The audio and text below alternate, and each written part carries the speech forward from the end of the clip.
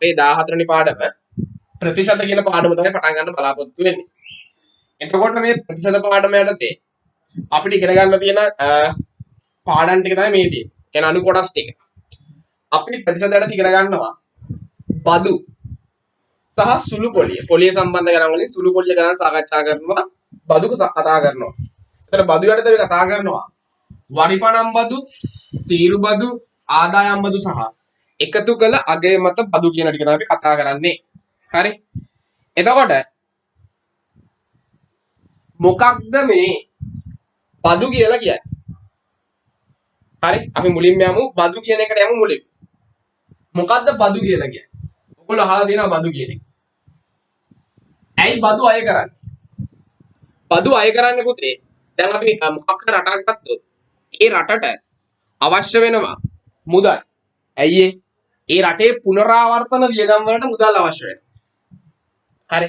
පුනරාවර්තන වියදම් කිව්වේ ඒ රටට එදිනෙදා වියදම් කරන්න අවශ්‍ය මුදල් තියෙනවා. ඒ කියන්නේ සෞඛ්‍ය, අධ්‍යාපනය නේද? ඒ වගේද රාජ්‍ය සේවය ඕවලට වියදම් කරන්න අවශ්‍ය මුදල් තියෙනවානේ. අන්නේ අවශ්‍ය මුදල් හොයාගන්නේ මහ ජනතාවගේ සල්ලි. ඒ කියන්නේ ඇත්තටම දැන් ඕගොල්ලෝ හිතන් ඉන්නවා ඕගොල්ලන්ට ඉස්කෝලෙන් අච්චු ටික දෙනවා නොමිලේ. යුනිෆෝම් ටික නොමිලේ දෙනවා. ඉස්කෝලේ නොමිලේ උගන්වන. ඊට පස්සේ විශ්වවිද්‍යාලයකට ගියාම විශ්වවිද්‍යාල නොමිලේ උගන්වනවා. ඊට පස්සේ ඒ විශ්වවිද්‍යාලවල රුපියල් 5000ක මහ පොළ හම්බ වෙනවා. ඉස්පිරිතාලෙට ගියාම බෙහෙත් ටික නිකන් දෙනවා. එතකොට මේ ඔක්කොම කරන්නේ මන්ත්‍රීලා කැමතිලාගේ සල්ලි වලින් නෙමෙයිනේ පුතේ. මේ ඔක්කොම කරන්නේ අපි ජනතාව විදිහට රජයට ගෙවන මුදල් වල. ඒතර මේ රජය ජනතාවගෙන් ඇත්තටම මුදල් අය කරනවා. ඒතර රජය මේ ජනතාවගෙන් අය කරන මුදල් අන්නේ මුදල් වලට තමයි අපි කියන්නේ බදු කියලා කියන්නේ. එතකොට මේ බදු අය කරන්න පුළුවන් ක්‍රම දෙකක් තියෙනවා. එකක් තමයි ඍජු අය කරන. අපි කියනවා ඍජු බදු. අනිත් එක වක්‍රව අය කරනවා. අපි ඒවලට කියනවා වක්‍ර බදු කියලා කියනවා. එතකොට මේ බදු තියෙනවා ඍජු බදු සහ වක්‍ර බදු කියලා කියන දෙකක් තියෙනවා. ඍජු බදු සහ වක්‍ර බදු. එතකොට මේවා තමයි අපි ඉගෙන ගන්න ඕනේ. එහෙනම් මොකද්ද බදු කියලා කියන්නේ? රටක පුනරාවර්තන වියදම් වලට අවශ්‍ය මුදල හොයාගන්න මහ ජනතාවගෙන් එකතු කරන මුදලට තමයි අපි කියන්නේ පුතේ බදු කියලා කියන්නේ. රයිට්? පොඩි නෝට් එකක් දාගන්න මෙහෙම. පොඩි නෝට් එකක්. ඕනෑම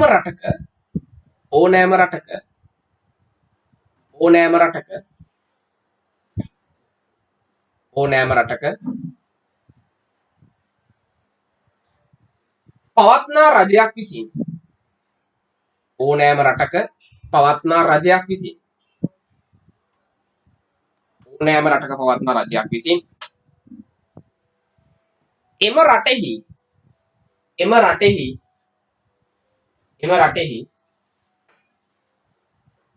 එම රටෙහි පුනරාවර්තන වියදම් පියවා ගැනීම සඳහා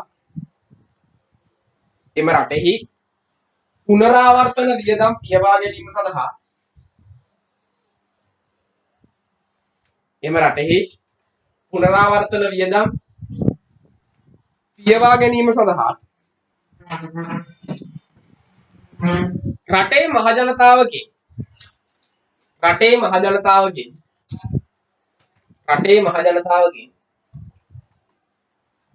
රටේ මහ ජනතාවගේ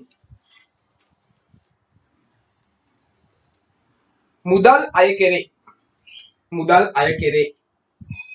රටේ මහ ජනතාවගේ මුදල් අය කෙරේ.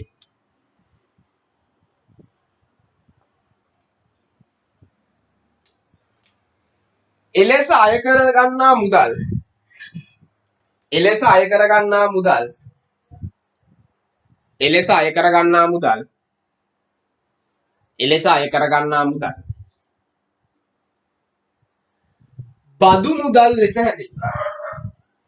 අය කර ගන්නා මුදල් බදු මුදල් ලෙස හැඳින්වේ.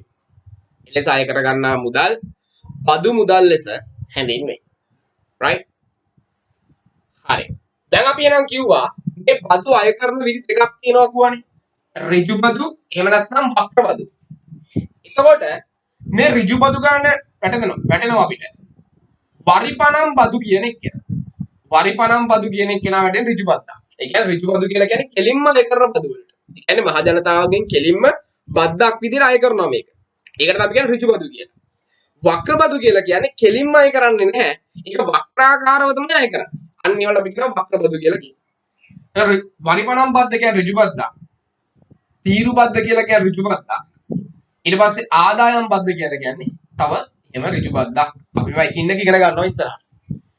වක්‍ර බදු වලට ඇටෙන්නේ වැට් බදු කියන එක කෙනා. ඒක නැත්තම් එකතු කළ අගය මත බද්ද කියන එක කෙනා තමයි වක්‍ර බදු යටතට වැටෙන්නේ. රයිට්? ඔක ඔළුවේ තියාගන්න. රයිට්? හරි. අපි එහෙනම් බලමු මුලින්ම මොකක්ද මේ වරිපනම් බද්දක් කියලා කියන්නේ කියලා. අපි මුලින් බලමු මොකක්ද මේ වරිපනම් බදු කියන්නේ කියලා. වරිපනම් බදු. මොනවද මේ වරිපනම් බදු කියලා කියන්නේ? දැන් හිතන්න යම් පුද්ගලයෙක් ඉන්නවා. ඒ පුද්ගලයාට තියෙනවා ගෙයක්. අපි හිතමු තට්ටු දෙකක ගෙයක් කියලා. ඔන්න ඔයගේ තට්ටු දෙකක ගෙයක්. right? ඔන්න තට්ටු දෙකක ගෙයක් තියෙනවා. එතකොට එයා මේ ඉන්න ගෙදර අයිති වෙන මොකක් හරි නගර සභාවක් හරි ප්‍රාදේශීය සභාවක් හරි පළාත් සභාවක් හරි තියෙනවා. එතකොට එයා මේ ගෙදරට යන පාරේ හරි මේ ගෙදරට යන පාරේ දාලා තියෙනවා ලයිට්.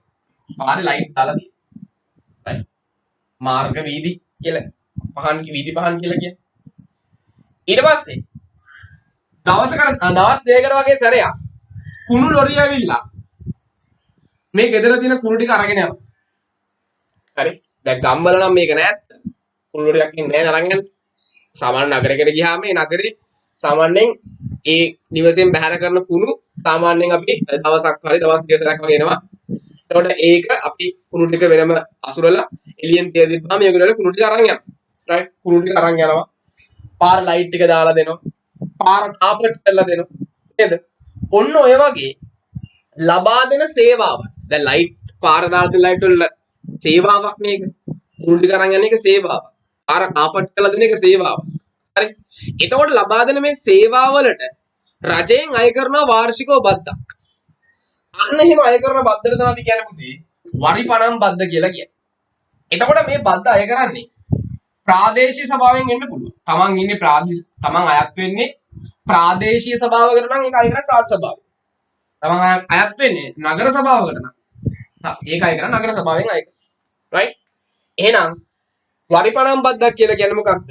මේ අපි ඉන්න ඉඩමක් තියෙනවා නම් නැත්නම් ගෙයක් තියෙනවා නම් නැත්නම් අඩකාමරයක් තියෙනවා නම් අන්න එයාට තක්සේරු කරන වටිනාකම. ඒ කියන්නේ තක්සේරු කරනවා කියන්නේ අපි කියනවා මෙයාගේ වාර්ෂික වටිනාකම මෙච්චරයි.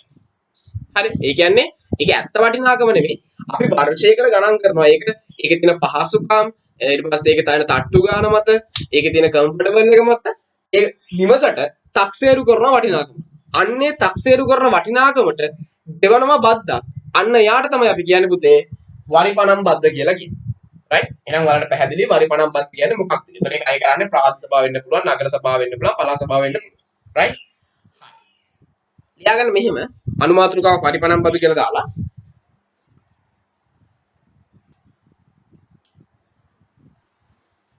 මහනගර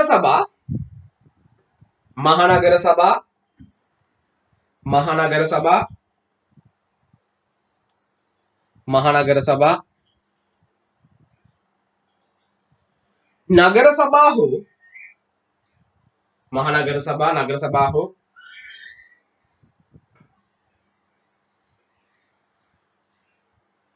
පළාත් පාලන ආයතන මගින්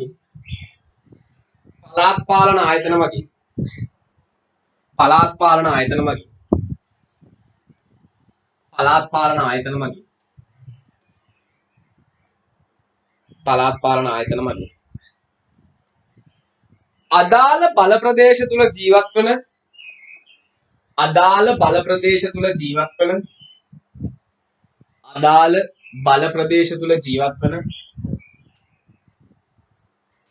බල ප්‍රදේශ තුල ජීවත් වන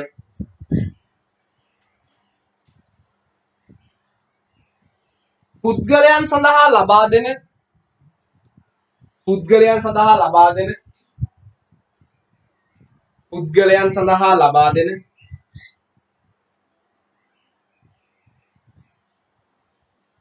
මහා මාර්ග පහසුකම්. මහා මාර්ග පහසුකම්. මහා මාර්ග පහසුකම්. ලබා දෙන පුද්ගලයන් සඳහා ලබා දෙන මහා මාර්ග පහසුකම්. මහා මාර්ග පහසුකම්.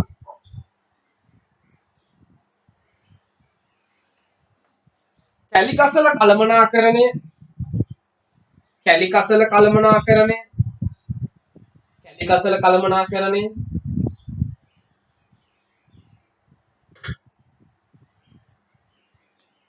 කැලිකසල කළමනාකරණය. වීදි ආලෝකකරණය. වීදි ආලෝකකරණය. වීදි ආලෝකකරණය. වැනි විවිධ පහසුකම් වෙනුවෙන් වැනි විවිධ පහසුකම් වෙනුවෙන්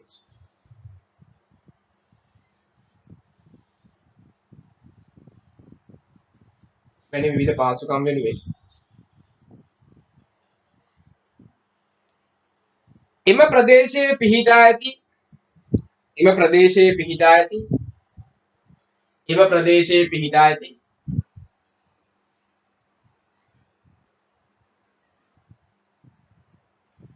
නිවාස නිවාස කමා ඉඩකඩම් ඉඩකඩම් නිවාස කමා ඉඩකඩම් කමා ව්‍යාපාරික ස්ථානවලින්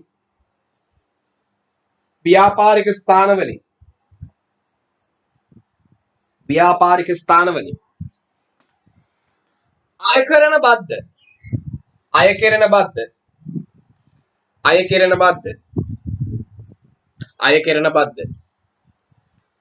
වරිපනම් බද්ද වේ අය කෙරෙන බද්ද වරිපනම් බද්ද වේ අය කෙරෙන බද්ද වරිපනම් බද්ද වේ right හරි දැන් අහගන්න දැන් ඔන්න අපිට වරිපනම් බද්ද කියන්නේ මොකක්ද කියලා අයිඩියා එකක් එන ඕලි හරි බලන්න ටියුට් එකේ වරිපනම් බද්ද වලට තියෙන පළවෙනි ගාන right ටියුට් ඇති කට්ටියට ෆොටෝ එකක් හරි හම්බෙලා ඇති තමන් ලින්ක් එක හම්බෙච්ච යාළුවගෙන් හරි ඉල්ලගන්න ෆොටෝස් ටික ඔය ටියුට් එකේ ෆොටෝස් ටික ගහලා දාලා තියෙනවා ගෲප්ස් වල right ටියුට් තියෙන කට්ටියට බලන්න ටියුට් එක අතර ගන්න right බලන්න පුතේ පළවෙනි ගාන ඉස්සෙල්ලා ගාන කියවන්න හොඳට මොකද්ද කියන්නේ වාර්ෂික වටිනාකම රුපියල් 40000ක් ලෙස තක්සේරු කර ඇති නිවසක් සඳහා 105ක වාර්ෂික වරිපනම් බදු මුදලක් අය කරනු ලබයි නම් කාර්තුවක් සඳහා ගෙවිය යුතු මුදල කීයද කියලා අහන්න. right? හරි. කාර්තුව කියන එක අමතක කරන්න දැනට. තාම කාර්තුව කියන එක දන්නේ නැහැ ඔයගොල්ලෝ. හරිද? අපිට කියනවා මේ නිවසේ වාර්ෂික වටිනාකම 40000ක් කියලා. ඒ කියන්නේ මේ නිවසේ වාර්ෂික තක්සේරු වටිනාකම 40000යි. අපිට කියනවා මේ නිවසට අය කරන වාර්ෂික වරිපනම් බද්ද 105යි. ඒ කියන්නේ මේ නිවසේ වටිනාකම රුපියල් 100ක් නම් අය කරන වරිපනම් බද්ද පුතේ කීයක් වෙනවද? රුපියල් 5ක් වෙනවා. අය කරන වටිනාකම රුපියල් 100ක් නම් අය කරන වරිපනම් බද්ද අපිට කියනවා රුපියල් 5යි. 100ට 5යි කියන එකේ තේරුම ඕක. right? එතකොට අපිට පුළුවන් මෙතනදී මෙන්න මෙයාව ගණනය කරන්න මුලින්. අපිට පුළුවන් වාර්ෂික වරිපනම් බද්ද ගණනය කරන්න පුළුවන්. අපිට පුළුවන් වාර්ෂික වරිපනම් බද්ද ගණනය කරන්න. වාර්ෂික වරිපනම් බද්ද. ඒ කියන්නේ අවුරුද්දකට අපි කොච්චර වරිපනම් බද්දක් ගෙවන්න ඕනේද කියන එක අපිට පුළුවන් ගණනය කරන්න. අපි කොහොමද ඒක ගණනය කරන්නේ? right? අපිට පුළුවන් වාර්ෂික වරිපනම් බද්ද ගණනය කරන්න. මෙන්න මෙහෙම. තක්සේරු වටිනාකම කඩකාමරයේ හරි නිවසක් හරි ව්‍යාපාරික ස්ථානයක් හරි නම් එයාගේ තක්සේරු වටිනාකමක් තියෙනවනේ. අන්නේ තක්සේරු වටිනාකම අපි වැඩි කරන්න තියෙන්නේ පුතේ වාර්ෂික වරිපනම් බදු ප්‍රතිශතය. වාර්ෂික වරිපනම් බදු ප්‍රතිශතයෙන් වැඩි කරන්න තියෙන්නේ. වාර්ෂික වරිපනම් බදු ප්‍රතිශතය. එයාගෙන් වැඩි කරමු. දැන් බලන්න අපි මේ ගාන හදමු එහෙනම්. තක්සේරු වටිනාකම කීයක් කියනවද මෙයාගේ? මෙයාගේ තක්සේරු වටිනාකම අපිට කියනවා රුපියල් 40000යි. එහෙනම් තක්සේරු වටිනාකම රුපියල් 40000යි. ඔන්න තක්සේරු වටිනාකම රුපියල් 40000යි. එයා ගුණ කරන්න තියෙන්නේ වාර්ෂික වරිපණම් බදු ප්‍රතිශතය. අපිට කියනවා මේ නිවස සඳහා 100%ක. හරිද? එහෙනම් වරිපණම් බදු ප්‍රතිශතය 100%යි. එතකොට අපිට මේක දෙන්නේ ප්‍රතිශතයක් විදිහට දෙන්නේ. එතකොට අපි එයාව මෙතනට දානකොට ලියන්නේ පුතේ භාගයක් විදියට. මේ ප්‍රතිශතයක් භාගයක් විතර අපි ලියන්නේ කොහොමද? අපිට මෙයාව ලියන්න පුළුවන් 100න් 5යි කියලා ලියන්න පුළුවන්. 100ට 5 කියන එක කියලා අපිට භාගයක් විතර ලියන්න පුළුවන් කොහොමද? අපිට එයාව ලියන්න පුළුවන් 100න් 5යි කියලා. එහෙනම් අපි මෙතනට දාන්නේ කාවද? 100න් 5. ඔන්නෝම දාන්න. 100න් 5. එහෙනම් අපිට එන්නේ 40000 ගුණ කිරීම 100න් 5 කියලා නෙන්නේ. right. දැන් අපි මෙයා ගුණ කරනවා. අපි දන්නවා හරේ සහ ලවයේ කැපෙන පද තිබ්බොත් කපන්න පුළුවන් අපිට. මෙතනින් බිංදු දෙකකට බිංදු දෙකක් කැපිලා යනවා. ඒ කියන්නේ මෙයා 100න් බෙදුණා. 100ට 100 එකයි 40000ට දෙනවා 100ව 400ක් කියලා. ඔන්න එහෙනම් 400 ගුණ කරනවා පහෙන් 400 පහෙන් ගුණ කරාම එනවා අපිට කීයක්ද? රුපියල් 2000ක් කියලා එනවා. ඔන්න එහෙනම් අපිට එනවා වාර්ෂික වරිපණම් බද්ද කීයක් කියලාද? රුපියල් 2000ක් කියලා එනවා.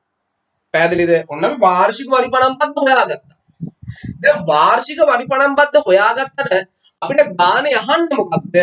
අපිට ගානේ අහන්නේ කාර්තුවක් සඳහා ගෙවිය යුතු මුදල.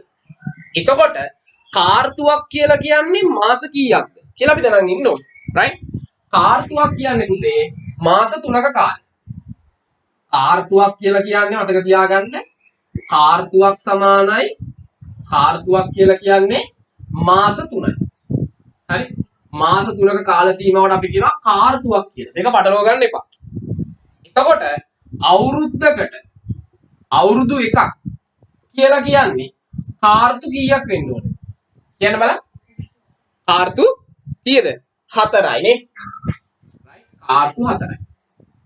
එහෙනම් අපි දන්නවා අවුරුද්දකට වරිපණම් බද්ද දන්නවා. අපෙන් අහන්නේ කාර්තුවකට වරිපණම් බද්දනේ. අපෙන් අහන්නේ කාර්තුවකට ගෙවිය යුතු වරිපණම් බද්ද. අපෙන් අහන්නේ ඕක කාර්තුවකට ගෙවිය යුතු වරිපණම් බද්ද තමයි අපෙන් අහන්නේ. එහෙනම් කාර්තුවකට ගෙවන්න ඕන වරිපණම් බද්ද ගන්න මොකද කරන්නේ අපි? අවුරුද්දකට වරිපණම් බද්ද හොයන් ඉන්න ඕන මුලින්. හොයාගත්තට පස්සේ කාර්තුවකට අහනවා නම් මොකද කරන්නේ? අපි මේ වාර්ෂික වරිපණම් බද්ද ඉන්නවනේ. වාර්ෂික වරිපණම් බද්ද කිව්වේ රුපියල් 2000යිනේ. අපි අන්න යාව බෙදනවා පුතේ කාගෙන්ද? 4ෙන්. කාර්තුවකට ඇහුවොත් අපිට කරන්න තියෙන්නේ වාර්ෂික වරිපණම් බද්ද හොයලා එයාව 4ෙන් බෙදන්න. එහෙනම් 2000 4ෙන් බෙදුවාම අපිට උත්තරයක් එනවා කීයයි කියලාද? රුපියල් 500යි කියලා. ඔන්න එහෙනම් අපි රුපියල් 40000ක් වටින නිවසකට 105ක වාර්ෂික වරිපණම් බදු ප්‍රතිශතයක් යටතේ කාර්තුවකට ගෙවන්න ඕන මුදල අපිට එනවා රුපියල් කීයක් කියලාද? රුපියල් 500ක් කියලා. පැහැදිලිද? එහෙනම් මතක තියාගන්න තියෙන කාරණාව ඔයාගෙන් වාර්ෂික වරිපණම් බද්ද අහනවා නම් ඔයා ගන්න ඕනේ මෙන්න මෙහෙම. කොහොමද? තක්සේරු වටිනාකම වැඩි කරන්න ඕනේ කාගෙන්ද? වාර්ෂික වරිපණම් බදු ප්‍රතිශතයෙන්. එතනින් ඔයාට පුළුවන් වාර්ෂික වරිපණම් බද්ද හොයාගන්න. එහෙනම් ඊළඟට කාර්තුවකට ගෙවිය යුතු වරිපණම් බද්ද හොයන්න මේ වාර්ෂික වරිපණම් බද්ද 4ෙන් බෙදන්න ඕනේ. ඒකට ඔයාලා කාර්තුවකට වරිපණම් බද්ද ගන්න පුළුවන්. ඒවා ඒතකොට දැනන් ඉන්න කාර්තුවක් කියලා කියන්නේ නම් මාස 3ක කාලයක්. අවුරුද්දක් කියලා කියන්නේ කාර්තු 4ක් කියලා මතකයේ තබා ගන්න. right? හරි. මෙතන පැහැදිලි කියලා. දැනට පොඩ්ඩක් අහගන්න මගේ ඒ ක්ලාස් එකේ ළමයි කටුවට පොතක් හරි කොලයක් කරලා මේ ටික දාගන්න. මොකද ඔයගොල්ලෝ පොතේ ප්‍රශ්න ටික ලියනකොට ප්‍රශ්න ලියලා උත්තර ලියන්න මම පොත් බලනවානේ. හරි. ඒකට ප්‍රශ්න ටික ලියලා තමයි උත්තර ලියන්න ඕනේ. දැනට ඔයාලා පරණ පොතක් හරි පරණ කොලයක් හරි අරන් ගණන් හදන ටික දාගන්න පුළුවන්. මේ කොටු කරලා තියෙන තියරි ටික දාගන්න පුළුවන් පොතේ ප්‍රශ්නයක් නෑ. right? මේ තියරි කොටු කරලා තියෙන තියරි ටික පොතේ දාගන්න පුළුවන්. right? දාගන්න පොතේ. දාගෙන ප්‍රශ්නාංක 5 හදන්න 5 හදලා ඊට පස්සේ 4 හදන්න 5 හදලා 4 හදන්න right ඒ දෙක හදලා මට අතුස්සන්න මට අහන්න උත්තරේ කීය දෙන්නේ කියලා. ඊට පස්සේ සාකච්ඡා කරමු. ප්‍රශ්නාංක 5 අපි බලමු. ඔයාලා හදාගෙන යමු. වාර්ෂික වටිනාකම රුපියල් 18000ක් ලෙස තක්සේරු කර ඇති කඩකාමරයක් සඳහා ගෙවිය යුතු වරිපණම් බදු ප්‍රතිශතය 5%යි කියන. ඒතර බලන්න පුතේ එයාගේ තක්සේරු වටිනාකම දීලා තියෙනවා. වාර්ෂික වරිපණම් බදු ප්‍රතිශතය දීලා තියෙනවා. ඒතර මේක ගාන අහන්නේ රෝම ඉලක්කම් දෙකකට. මුලින්ම අහනවා වසරකට ගෙවිය යුතු වරිපණම් බදු මුදල. ඒ කියන්නේ මුලින්ම මෙයා වහනවා. වසරකට ගෙවිය යුතු වරිපණම් බදු මුදල කියන්නේ වාර්ෂික වරිපණම් පත්‍රනේ. ඒ කියන්නේ අපි මෙයාව අහනවා මුලින්ම. ඔන්න රෝම ඉලක්කම් එක මෙයාව අහන්නේ මුලින්ම. ප්‍රශ්නාංක 5. ඔන්න අපි නම් වසරකට ගෙවිය යුතු වරිපණම් බද්ද අපිට ගන්න පුළුවන්. තක්සේරු වටිනාකම. තක්සේරු වටිනාකම කියන්නේ රුපියල් 18000යි. තක්සේරු වටිනාකම රුපියල් 18000යි. අපි මේ 18000 ගුණ කරනවා කාගෙන්ද? වාර්ෂික වරිපණම් බදු ප්‍රතිශතය. ඒතර මෙතන වාර්ෂික වරිපණම් බදු ප්‍රතිශතය මෙතනත් වෙන්නේ 100%යි කියලා. එහෙනම් මෙතනත් අපිට ලියන්න පුළුවන් 100න් 5යි. එතන අපිට මෙතනින් බිංදු දෙකක් කපා ගන්න පුළුවන්. 185න් ගුණ කරන්න තියෙන්නේ. අපි 185න් ගුණ කරමු. කවුද එන්න බලමු. 5 වරක් බිංදුව බිංදුවයි. 5 වරක් 40න් බිංදුවයි 4ක් ඉතුරුයි. 5 වරක් 1 5යි 4යි 9යි. අපිට එනවා වාර්ෂික වරිපණම් බද්ද රුපියල් 900ක් කියලා. ඔන්න එනම් වාර්ෂික වරිපණම් බද්ද අපිට ආවා රුපියල් 900ක්. හරි. එහෙනම් දැන් අපෙන් අහනවා කාර්තුවකට ගෙවිය යුතු වරිපණම් බද්ද. වාර්ෂික වරිපණම් බද්ද 900යි නේ පුතේ. එහෙනම් කාර්තුවකට ගෙවන ගාන අහන්න මොකද කරන්නේ? රුපියල් 900 අපි බෙදනවා කාගෙන්ද 4ෙන්. කාර්තුවකට අහනවා බෙදන්නේ කාගෙන්ද? 4ෙන් බෙදන්න තියෙනවා. එහෙනම් අපි 4ෙන් බෙදමු රුපියල් 900. 9ට තියෙනවා 4 ඒවා 2ක්. 4 ඒවා 2ක් 8යි. එකක් ඉතුරුයි. එහෙනම් 10ට තියෙනවා 4 ඒවා 2ක් 8යි 2ක් ඉතුරුයි. 20ට තියෙනවා 4 ඒවා 5ක්. එහෙනම් අපිට එනවා කාර්තුවකට ගෙවිය යුතු වරිපණම් බද්ද රුපියල් කීයක් කියලාද? රුපියල් 225ක් කියලා. රයිට්. ඔන්න එහෙනම් අපි කෙලින්ම අපිට අහන අවස්ථාවක් තියෙනවා කාර්තුවකට ගෙවිය යුතු වරිපණම් බද්ද. ඒක මතක තියාගන්න අපි වාර්ෂික වරිපණම් බද්ද හොයලා 4ෙන් බෙදන්න තියෙනවා. නැත්නම් අපිට මේ විදිහට රෝම ඉලක්කම් දාලා ඔය වගේ කාණ්ඩ දෙකකට අහන්න පුළුවන්. රයිට්. ඔය අපි ප්‍රශ්නාංක 5 හැදුවේ. රයිට්. අතුස්සන්න බලන්න හරි කට්ටිය.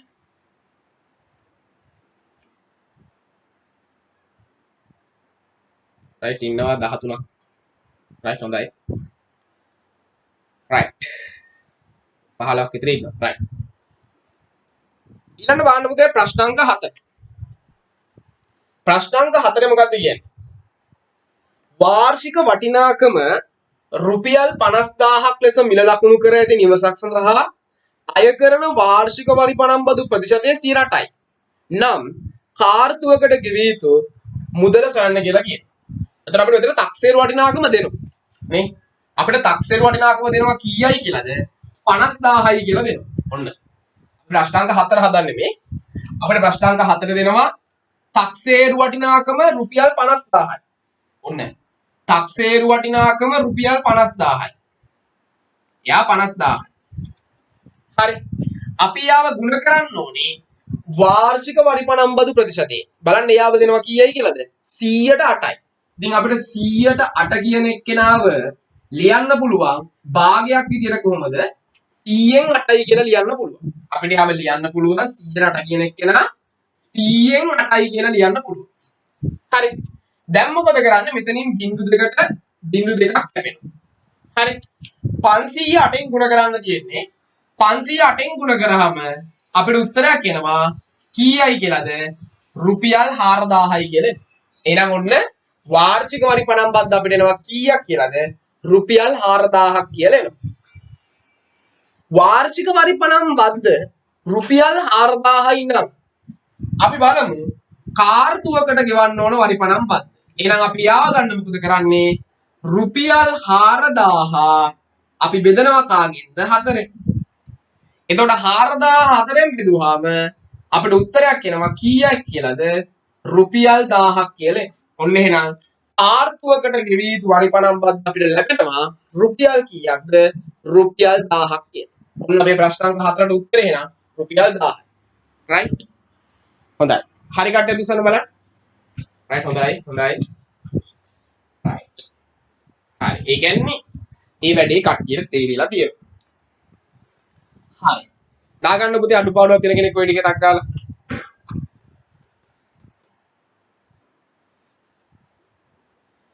අඩුපාඩුවක් තියෙන කෙනෙක් ටක් ගාලා දාගන්න ඔය ටික.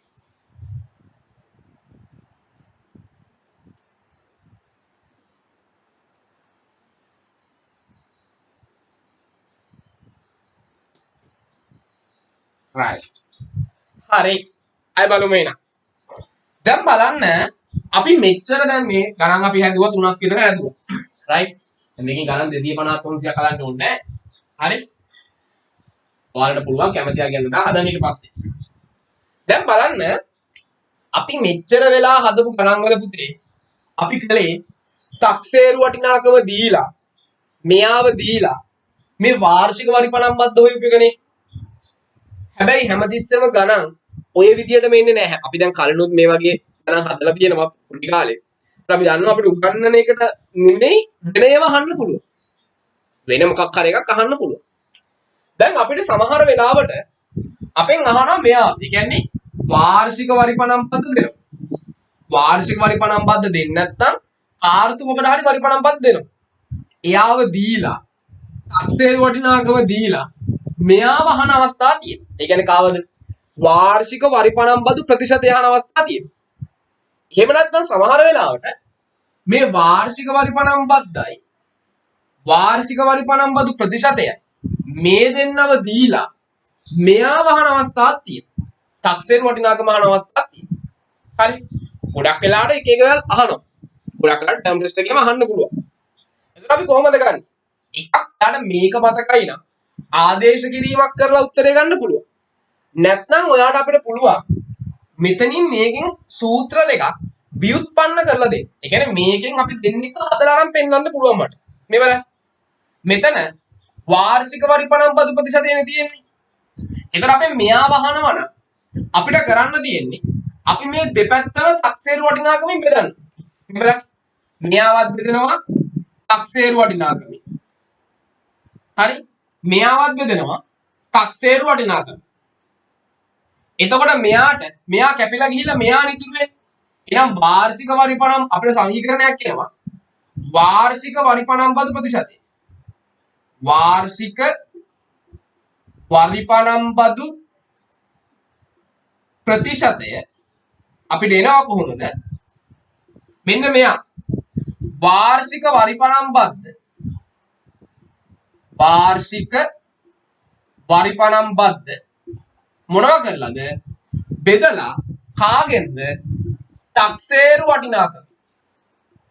තක්සේරු වටිනාකමින් බෙදලා. හැබැයි මතක තියාගන්න ප්‍රතිශතයක් අහනවනම් අනිවාර්යයෙන්ම පුතේ අපි මෙයාව වැඩි කරන්න ඕනේ කාගෙන්ද? 100ට 100ෙන් වැඩි කරන්න. ඔන්න අපිට මෙතනින් වරිපණම් බදු ප්‍රතිශතය හුවොත් ගන්න පුළුවන් ක්‍රමයක් මම කිව්වා. පැහැදිලිද? සමහර තැන්වලදී මෙයාව අහන්න. සමහර වෙලාවට මෙයයි දීලා මෙයා අහන අවස්ථා තියෙනවා. මෙයාව අහනවා නම් මොකද කරන්න තියෙන්නේ? බෙදන්න තියෙන්නේ මෙයාගෙන්. නේ? මෙයාගෙන් බෙදන්න තියෙන්නේ. එතකොට මෙයා කැපිලා ගිහිල්ලා තක්සේරු වටිනාකම ඉතුරු වෙනවා. දැන් අපිට තක්සේරු වටිනාකම ගන්න පුළුවන් කොහොමද මේ බලන්න. තක්සේරු වටිනාකම සමානයි කොහොමද? වාර්ෂික වරිපණම් බද්ද. වාර්ෂික වරිපණම් බද්ද බෙදන්න තියෙන්නේ කාගෙන්ද? මේ රවුමෙන් කියන්නේ කවුද? වාර්ෂික වරිපණම් බදු ප්‍රතිශතය. වාර්ෂික වරිපණම් බදු ප්‍රතිශතයෙන් බෙදන්න. ඉතින් මේ දෙක කටපාඩම් කරන්න යන්න එපා. ඇත්තටම. මේ දෙක දැන් අපිට සූත්‍ර හැමදෙස්සෙම දැන් වල විද්‍යාවේදීම ගොඩාක් සූත්‍ර අහුවෙනවනේ. විද්‍යාව පාඩම් වලට ගියාම ගන්න ගොඩක් සූත්‍ර අහුවෙනවා. ඒතර ඔක්කොම මතක තියාගන්න නෑ. ප්‍රධාන එක්කෙනා මතක තියාගන්න ප්‍රමාණවත්. එතනින් පස්සේ ඔයාලට මේගොල්ලන්ව අවශ්‍ය දැනකට හදාගන්න පුළුවන් වෙන්න ඕන. දැන් මෙයාව අහනවා නම් මොකද කරන්න තියෙන්නේ? මෙයාව අහනවා නම් මෙයාව මෙයාගෙන් බෙදලා 100% වැඩි කරා. එయ్య ප්‍රතිශතයක් අහන ඉන්න. මෙයාව අහනවා නම් මොකද කරන්න තියෙන්නේ? මෙයාව මෙයාගෙන් බෙදන්න තියෙන්නේ. right? එතකොට අපිට ලස්සන උත්තරේ ගන්න පුළුවන්. right? ඔය කොටු කරලා තියෙන දෙක නෝට් එක දැන් දාගන්න. කොටු කරලා තියෙන එකක් දාගන්න නෝට් එක. ප්‍රශ්නාංක 2යි ප්‍රශ්නාංක 3යි. ප්‍රශ්නාංක දෙකේ අහන්නේ මෙයා. නේ? අහන්නේ පරිමාණම් බදු ප්‍රතිශතයක් අහන්නේ. ප්‍රශ්නාංක 3 අහන්නේ මෙයා. ඉතින් ඔන්න හදන විදිය කියලා දීලා තියෙනවා. හිතලා කරන්න බලන්න උත්සාහය මුලින්ම උත්සාහය දරන්න බලන්න. ඊපස්සේ අපි කතා කරමු ගන්න. අඩුපාඩුත් එක්ක. නගර සභා බල ප්‍රදේශයක පිහිටි කඩකාමරයක් සඳහා වාර්ෂික තක්සේරු වටිනාකම රුපියල් 24000යි. තක්සේරු වටිනාකම තමයි කියන්නේ 24000ක් කියන්නේ. කාර්තුවකට අය කරන වරිපණම් බද්ද රුපියල් 300යි. කාර්තුවකට අය කරන වරිපණම් බද්ද රුපියල් 300යි. හරි? අපෙන් අහන්නේ වාර්ෂික වරිපණම් බදු ප්‍රතිශතය. අපෙන් අහන්නේ වාර්ෂික වරිපණම් බදු ප්‍රතිශතය. එහෙනම් අපි අනිවාර්යයෙන්ම වාර්ෂික වරිපණම් බද්ද හොයාගන්න එපේ. අපිට දෙන්නේ කාර්තුව. දැන් ඔයාලට තේරෙන්න ඕනේ මෙතන කියන්නේ වාර්ෂික වරිපණම් බද්ද. අපිට කාලේ දීලා තියෙන්නේ මොකක්ද? කාර්තුවකට වරිපණම් බද්දනේ. එහෙනම් කාර්තුවකට වරිපණම් බද්ද රුපියල් 300ක් නම් අපි වාර්ෂික වරිපණම් බද්ද හොයාගන්න ඕනේ. ඉතින් අපිට ඒක හොයන්න කියන්නේ නැහැ. ඒ වගේ අපි තේරුම් ගන්න ඕනේ 10 වසර ළමයෙක් විභාගයට යන්න ඉන්නේ. දැන් අපි මුලින්ම හොයාගන්න ඕනේ වාර්ෂික වරිපණම් බද්ද. වාර්ෂික වරිපණම් බද්ද මුලින්ම හොයාගන්න ඕනේ. දැන් අපි ඉස්සෙල්ලා කාර්තුවකට වරිපණම් බද්ද තිබිලා හරිද? කාර්තුවකට වරිපණම් බද්ද තිබිලා වාර්ෂික වරිපණම් බද්ද තිබිලා කාර්තුවකට හොයද්දි මොකද කරේ? අපි ආව 4ෙන් බෙදුවා. දැන් මොකක්ද තියෙන්නේ? කාර්තුවකට දීලා අපි හොයාගන්න ඕන වාර්ෂික වරිපණම් බද්ද. එහෙනම් අපි කරන්න තියෙන්නේ කාර්තුවකට වරිපණම් බද්ද රුපියල් 300යි. අපි ආ වැඩි කරනවා 4. දැන් 300 4ෙන් වැඩි කරාම අපිට එනවා කීයක්ද? වාර්ෂික වරිපණම් බද්ද රුපියල් 1200යි. ඉතින් එහෙනම් හරි ලේසි. ඔන්න දැන් අපි දන්නවා වාර්ෂික වරිපණම් බද්ද දන්නවා කීයද? 1200යි. මෙයා 1200යි. එයාව බෙදන්න ඕනේ තක්සේරු වටිනාකමෙන්. තක්සේරු වටිනාකම කියනවා කීයයිද? තක්සේරු වටිනාකම 24000යි. ඊට පස්සේ අපි මොකද කරන්න ඕනේ? ගුණ කරන්න ඕනේ කාගෙන්ද? 100ට 100. ඉතින් අපි ගුණ කරනවා මේ. දැන් අපිට පේනවා කැපෙන පද තියෙනවා. මෙතනින් බිංදු දෙකකට බිංදු දෙකක් කැපෙනවා. මෙතනින් බිංදුවකට බිංදුවක් කැපෙනවා. 24ට 24 ඒවා එකයි. 120ට තියෙනවා 24 ඒවා පහක්. එහෙනම් අපිට මෙතනින් උත්තරයක් එනවා කීයයි කියලාද? 100ට 5යි කියලා උත්තරයක් එනවා. ඒ කියන්නේ වාර්ෂික වරිපණම් බද්ද අපිට එන බදු ප්‍රතිශතය අපිට එනවා කීයක් කියලාද? 100ට 5ක්. ඉතින් ඕක හදන්න පුළුවන් නේද? ගොඩක් කට්ටිය සමහර මෙතන 300 දාලා හදලා ඇති. 300 බෙදීම 24000 කියලා. ඒක වැරදි. මතක තියාගන්න අපි හැමතිස්සෙම මෙතනට දාන්න ඕන වාර්ෂික වරිපණම් බදු ප්‍රතිශතය. වාර්ෂික වරිපණම් බද්ද. රයිට්? මෙතන කාර්තුවකට දාලා හරියන්නේ නැහැ. ඊළඟ බලන්න තුන්වෙනි ගාන. තුන්වෙනි ගාන මොකක්ද කියන්නේ? 100ට 8ක වරිපණම් බදු ප්‍රතිශතයක්. අන්න වරිපණම් බදු ප්‍රතිශතය 108යි. නගර සභා සීමාවක් තුල පිහිටි ආපන ශාලාවකින් ණය කෙරෙන බදු මුදල රුපියල් 1200යි. මෙන්න කාර්තුවකට බදු මුදල තමයි එතනක් දෙන්නේ. එතනත් අපිට දෙන්නේ මොකක්ද? කාර්තුවකට බදු මුදල රුපියල් 1200යි. අපි එහෙනම් එතනත් මොකද කරන්න ඕනේ? වාර්ෂික වරිපණම් බද්ද හොයාගන්න. වාර්ෂික වරිපණම් බද්ද හොයන්න ඕනේ ඉස්සෙල්ලා. ඒතර වාර්ෂික වරිපණම් බද්ද අපි කොහොමද ගන්නෙ? කාර්තුවකට 1200යි. හොඳට ගාන කියවන්න. කාර්තුවකට දෙන්නේ 1200 අපි 4ෙන් ගුණ කරනවා. එතකොට අපිට එනවා කාර්තුවකට මේ අවුරුද්දේ වරිපණම් බද්ද කීයක් කියලාද? 4800ක් කියලා. වාර්ෂික වරිපණම් බද්ද 4800යි. ඔන්න දැන් එහෙනම් අපිට පුළුවන් තක්සේරු වටිනාකම හොයන්න. ඔන්න බලන්න. තක්සේරු වටිනාකම හොයන්න යන්නේ. වාර්ෂික වරිපණම් බද්ද අපි හොයාගත්තා. වාර්ෂික වරිපණම් බද්ද රුපියල් 4800යි. එයාව බෙදන්න ඕනේ කාගෙන්ද? වාර්ෂික වරිපණම් බදු ප්‍රතිශතය. එතකොට මෙතන අපිට දෙනවා වාර්ෂික වරිපණම් බදු ප්‍රතිශතය 108යි කිය. අපි එහෙනම් යාව භාගයක් විදිහට ලියන්නේ මෙතන. කොහොමද ලියන්නේ අපි යාව භාගයක් විදිහට? 8 බෙදීම 100. ඔන්නෝම ලියන්න. දැන් ගොඩක් අයට මේ වගේ එකක් සුළු කරන කියන ප්‍රශ්නයක්. මේ බලන්න. ඔතන කියන්නේ 4800 කියන එක්කෙනා බෙදන්න කියලා කාගෙන්ද? 8 බෙදීම 100. එහෙමනේ කියන්නේ. 4800 බෙදන්න මේ බෙදන්න කාගෙන්ද? 8න් බෙදීම 100 කියන එක්කෙනා. ඉතින් අපි දන්නවා පොඩි පන්තිලේ ඉගෙන ගත්තා අපි 8 වසරේදී. මේ වගේ බෙදීමක් තිබ්බහම මොකද කරන්නේ අපි? බෙදීම ගුණ කිරීමක් කරලා මෙයාගේ පරස්පරය ගන්න තියෙන්නේ 8න් 100 කිය. එහෙනම් මෙතන අපිට කරන්න තියෙන්නේ ඇත්තටම එහෙනම් ඔයාලට තේරෙනවා මෙතනදි වෙන්නේ මේ 4800 තියෙද්දි මේ 100 උඩට යන 8 පල්ලෙහා ඉතුරු වෙනවා. ඔන්න දැන් ಗುಣ කරන්න තියෙන්නේ 8ට 8 ඒවා 1යි 48ට තියෙනවා 8 ඒවා 6ක් 600 100න් වැඩි කරා 600 100න් වැඩි කරා අපිට එනවා කීයද 60000යි. එහෙනම් අපිට එනවා තක්සේරු වටිනාකම කීයක් කියලාද රුපියල් 60000ක් කියලා. ඉතින් ගොඩක් අයගේ මම හිතන්නේ මෙතන සමහරු මෙතන 1200 දාලා හදලා ඉති ගාන වැරදි. සමහරු මෙතන 300 දාලා ගාන හදලා ඉති වැරදි. ඉතින් මතක තියාගන්න අපිට ගණන් වලදී ඔන්න පොයින්ට් එක. ගාන හොඳට කියවන්න. ගානේ සමහර වෙලාවට තක්සේරු මේ දෙන්නේ කාර්තුවකට මුදල්. කාර්තුවකට දුන්නොත් මතක තියාගන්න අනිවාර්යයෙන්ම අපි වාර්ෂික එක්කෙනා හොයාගෙන ඉන්න ඕනේ පුතේ. නැතුව අපිට ගාන හදන්න බෑ එතනින් එහාට. රයිට්? ඔන්න ඔය හැදුවේ දෙවෙනි ගානයි තුන්වෙනි ගානයි. රයිට්? ඔව්. දෙවෙනි ගානේ මොකක්ද කියන්නේ? නගර සභා සීමාවක් තුල පිහිටා ඇති වාර්ෂික වටිනාකම රුපියල් 30000ක් ලෙස තක්සේරු කර ඇති නිවසක් සඳහා කාර්තුවකට ගෙවිය යුතු වරිපණම් බදු මුදල රුපියල් 600ක් නම් නගර සභාව අය කර ඇති වරිපණම් බදු ප්‍රතිශතය සොයන්න. දැන් ලේසි. දැන් එහෙනම් ඔයා මුලින්ම හොයා ගන්නවා කාවද? දීලා තියෙන්නේ කාර්තුවකටනේ. ඔයා මුලින්ම වාර්ෂික වරිපණම් බද්ද හොයා ගන්න. ඔයා මුලින්ම වාර්ෂික වරිපණම් බද්ද හොයා ගන්න. කාර්තුවකට වරිපණම් බද්ද කිය රුපියල් 300යි. කාර්තුවකට රුපියල් 300යි. එහෙනම් වාර්ෂික බද්ද හොයන්න මොකද කරන්නේ? එයා 4ෙන් ගුණ කරනවා. එතකොට රුපියල් 300 4ෙන් ගුණ කරාම අපිට එනවා කීයක් කියලාද? රුපියල් 1200ක්.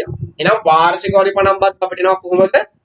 රුපියල් 1200ක්. මතක තියාගන්න පුතේ වාර්ෂික වරිපණම් බද්ද ගන්න අපි කරන්නේ මොකක්ද? කාර්තුවකට වරිපණම් බද්ද 4ෙන් ගුණ කරන්න ඕනේ. දැන් අපෙන් අහනවා එහෙනම් වාර්ෂික වරිපණම් බදු ප්‍රතිශතය. වාර්ෂික වරිපණම් බදු ප්‍රතිශතය. අපි යාව ගන්නේ කොහොමද?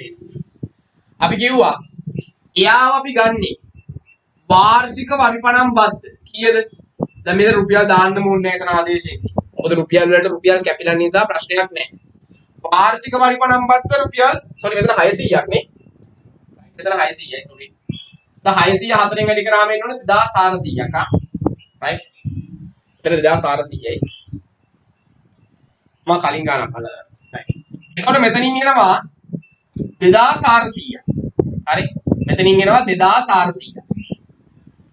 වාර්ෂික වරිපණම් බද්ද 2400. අපි යාව බෙදන්න ඕනේ. තක්සේරු වටිනාකම. තක්සේරු වටිනාකම කීයද? රුපියල් 30000යි. ඒක කරලා මෙයා වැඩි කරනවා කාගෙන්ද? 100ට 100. ඔච්චරයි. දැන් තුල වෙනවා මෙයා 0.2කට 0.2ක් කැපෙනවා. 0.2කට 0.2ක් කැපෙනවා. 3ට 3 ඒවා 1යි 24ට 3 ඒවා 8යි. අපිට උත්තරයක් එනවා කීයයි කියලාද? 100ට 8යි. මේ 24 3ෙන් බෙදා ගන්න පුළුවන් නේ. එහෙනම් අපිට උත්තරේ එනවා 100ට 8යි කියන්නේ.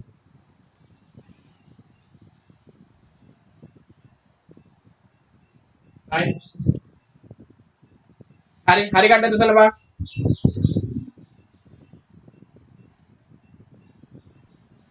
හරි ගන්නද සල්? රයිට් හොඳයි. හරි 24 3ෙන් බෙදුවාම 8යි පුතේ. රයිට් චක්කර මතක තියාගන්න. චක්කරේ වැඩි කට්ටියක් ඉන්නවා. හරි. රයිට්. එහෙනම් ඔයාලට දැන් ඔන්න වරිපණම් බදු ගැන අපි කතා කරේ. රයිට්. එතන ওই ටික ඔයගේ ඔය ප්‍රශ්න වලින් එහා ප්‍රශ්නයක් අහන්න තියෙන හැකියාව අඩුයි. ඉතින් ওই ටික තමයි අහන්නේ. ගොඩක් වෙලාවට වරිපණම් බද්ද අහනවා. කාර්තුවකට වරිපණම් බද්ද අහනවා. ගොඩක් වෙලාවට මේ ප්‍රතිශතය හරියි. අක්ෂරෝටක් වගේ අහන්න පුළුවන් ගොඩක් වෙලාවට සමහර වෙලාවට කලාතුරකින් ඇත්තටම. රයිට්. ඊළඟට පුතේ අපි යමු තීරු බදු කියන එක කියලා. ඊළඟට බලමු තීරු බදු. තීරු බදු. මොනවද මේ තීරු බදු කියලා කියන්නේ? තීරු බදු කියලා කියන්නේ පුතේ අපි යම් රටක ඉඳලා භාණ්ඩයක් ආනයනය කරනකොට ආනයනය කරනවා කියලා කියන්නේ එහෙනම් මෙහෙට ගෙන්නනවා. ඒ භාණ්ඩයේ වටිනාකමින් යම් මුදලක් අය කරනවා බද්දක් විදියට. ඒ කියන්නේ ඔයගොල්ලෝ හොඳට අහලා ඇති. ගොඩක් වෙලාවට අපි රටේ ඉඳන් අපිට හිතනවා කවුරු හරි ෆෝන් එකක් ගේනවා කියලා. අපිට දැන් රට ගිය කෙනෙක්ට ෆෝන් ගේන්න පුළුවන් උපරිම ප්‍රමාණය 5යි. තමන්ගේ පාවිච්චි කරන උපරිම ප්‍රමාණය 5යි. හැබැයි ඒකත් මම දන්න විදිහට අර මේ මුකුත් නැතුව තමයි කියන්නේ ෆෝන් එකයි charger විතරයි ගේන්න පුළුවන්.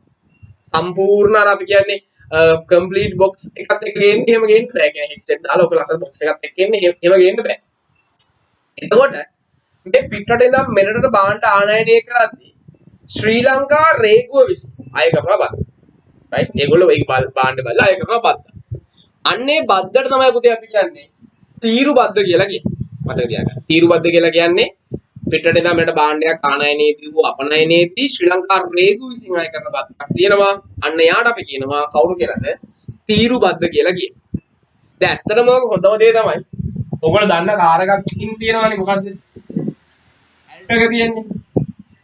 ඔන්න ඔය ඇල්ටෝ කාර් එක. හරි? ඔක ඉන්දියාවෙන් ගෙන්නන්නේ. හරි ජපාන් නෙමෙයිනේ. සුසුකි වුණාට. ඉන්දියන් ඇල්ටෝනේ ඔක.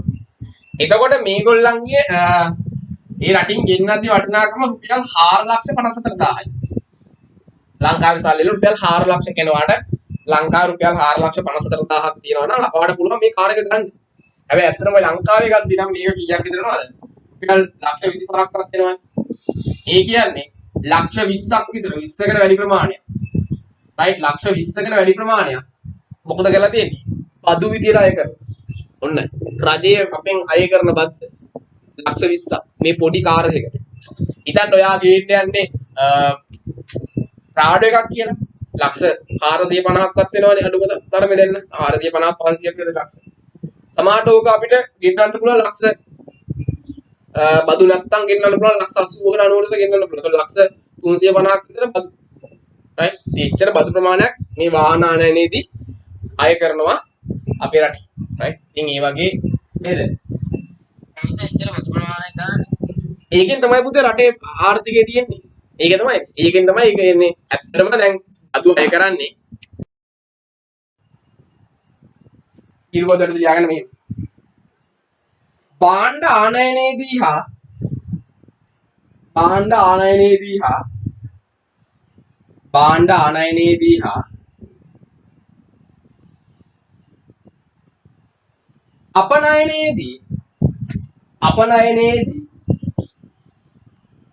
අපනයනයේදී එහි කොටසක්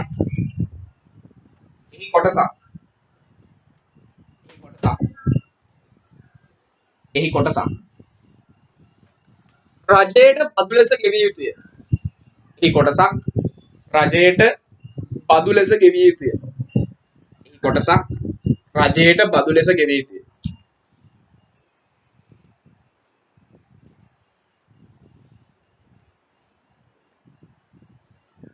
එසේ අය කරන බදු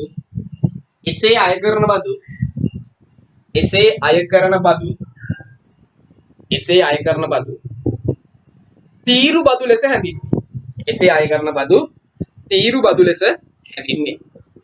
රයිට්? අපේ අලුත් දරුවෝ ඉන්නවා නම් පන්තියට ඇවිල්ලා දිගටම සහභාගී වෙන්න කැමති නම් මෙන්න මෙතන තියෙන නම්බර් එකට WhatsApp මැසේජ් එකක් දාන්න පුතාගේ නම පාසල දාලා. එතන මම ඔයාලම group එකට ඇඩ් කරන්න. free paper class වලටම සම්බන්ධ වෙන්න පුළුවන්. මෙතන තියෙන නම්බර් එකට මැසේජ් එකක් දාන්න WhatsApp වලින්. right? අපි කෙලින්ම ගානකින් මේ කතාව බලමු. right? 7 වෙනි ගාන බලන්න පුතේ. 7 වෙනි ගාන. මම හිතනවා ඔයාලට උඩ පේනවනේ. right? ගොඩක් පේනවා ඇතිනේ. right?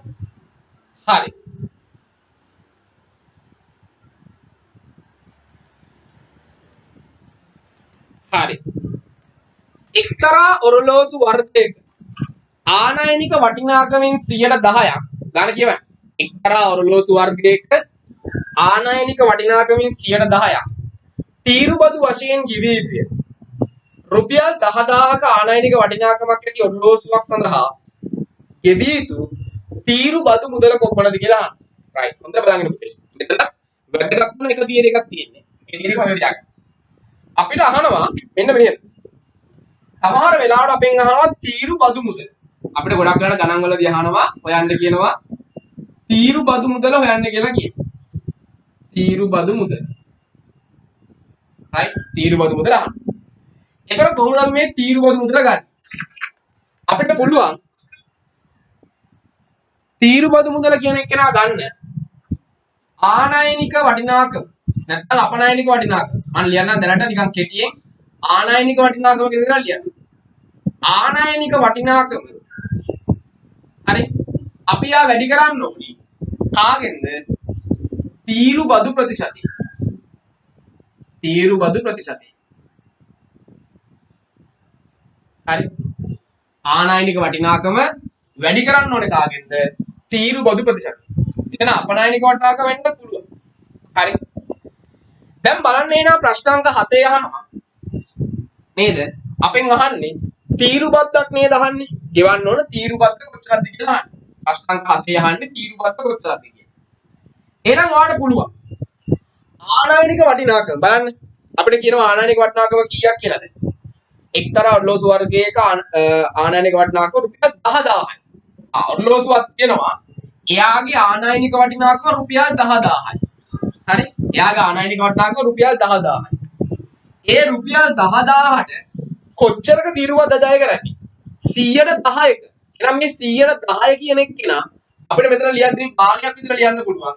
එයාව මට ලියන්න පුළුවන් 100න් 10යි කියලා ලියන්න පුළුවන්. ප්‍රතිශතය මම ලියද්දි මෙතන ලියන්නේ කොහොමද? භාගයක් විතර. මට ලියන්න පුළුවන් 100න් 10යි.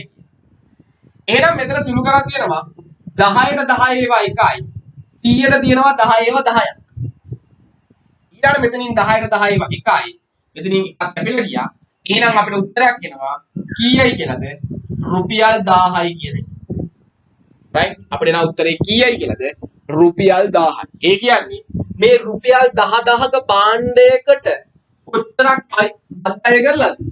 රුපියල් 1000ක් අය කරලා පුතේ. ඒ කියන්නේ ඔයාලට ඔල්ලෝසුවක් ගෙනාවොත් හරි.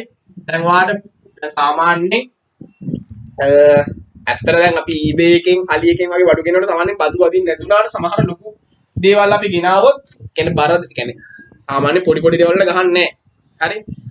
නමුත් ගොඩක් වෙලාවට ලොකු එකක් ආවොත් මොකක් හරි ලොකු භාණ්ඩයක් ඕඩර් කරලා ආවොත් ඒකට සමහරට බදු අය කරනවා. හරි. එතකොට ඒ අය කළ දෙන බද්ද කොච්චරද? රුපියල් 1000. සමහර වෙලාවට අපිට ගණන් වල අහනවා. දැන් මේක ඇහුවෙනම් තීරු බද්දක් නේ. සමහර වෙලාවට අපෙන් අහනවා තීරුබදු අය කළ පසු භාණ්ඩේ වටිනාකම. තීරුබදු අය කළ පසු භාණ්ඩයේ වටිනාකම අහනවා. කියන්නේ තීරුබදු අය කරාට පස්සේ භාණ්ඩේ වටිනාකම. ඒකට බලන්න මෙයා ආනයනය කළේ රුපියල් 10000කට නේ. ආනයනික වටිනාකම. අන්නේ ආනයනික වටිනාකමට අපි එකතු කරන්න ඕනේ කාවද? තීරුබදු මුදල. මතක තියාගන්න. තීරුබදු අය කරාට පස්සේ භාණ්ඩේ වටිනාකම අහද්දී අපිට ගන්න තියෙන්නේ ආනයනික වටිනාකම අපි දන්නවා රුපියල් 10000යි කියලා දන්නවනේ. එයාට අපි එකතු කරනවා කාවද? තීරුබදු මුදල 1000යි. එහෙනම් එයාගේ වටිනාකම කීයක් වෙනවද? තීරුබදු අය කරාට පස්සේ රුපියල් 11000ක්. තීරුබදු අය කරාට පස්සේ එයාගේ වටිනාකම රුපියල් 11000යි. right. ඔන්න හත්වෙනි ගාන. මම හදලා පෙන්නුවේ. මෙන්න ඔයාලට අවශ්‍ය තියරි දෙකක්. ඒ තියරි දෙක ඔයාලට දාගන්න පුළුවන්. දාගෙන ඔන්න හත්වෙනි ගාන මම හදලා පෙන්නුවා. ඒක දාගන්න පුළුවන්. right. ඊළඟට හදන්නවා තනියම ප්‍රශ්න අංක 8. ප්‍රශ්න අංක 8 හදන්න තනියම. 7 හදාගෙන ප්‍රශ්න අංක 8 උත්සාහ කරන්න. ඒකෙත් අහන්නේ තීරුබදු ගෙවීමෙන් පස්සේ වටිනාකම තමයි අහන්නේ. ප්‍රශ්න අංක 8 අහන්නේ තීරුබදු ගෙවුවට පස්සේ වටිනාකම. රුපියල් ලක්ෂ 15ක් වන්න මෝඩරතයක් ආනයනයේදී 140ක තීරුබද්දක් අය කරලා තියෙන්නේ. ඒක තීරුබදු ගෙවුවට පස්සේ වටිනාකම තමයි අහන්නේ. right. උත්සාහ කරන්න බලන්න තනියම. right. 8 කියන්නේ මෙහෙම. රුපියල් ලක්ෂ 15ක් වටිනා මෝඩරතයක් ආනයනයේදී වටිනාකමින් 140ක් තීරුබද්දක් අය කරන ලැබේ. තීරුබදු ගෙවීමෙන් පසු ආනයන කරුට මෝටර රථය සඳහා වියදම් වියදී මුදල සොයන්න කියලා අහන්නේ. කියන්නේ තීරුබදු අය ගන්න පස්සේ වටිනාකම යන්නේ මේ වියදම් මුදල වරේ වටිනාකම හරි කියලා කියන්නේ දෙකම එකයි උතන. එහෙනම් බලන්න.